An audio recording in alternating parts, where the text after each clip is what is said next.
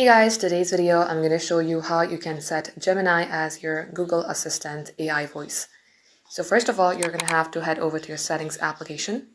Now the easiest way to simply find and locate the Google Assistant is by tapping on the search bar. Here type in Assistant.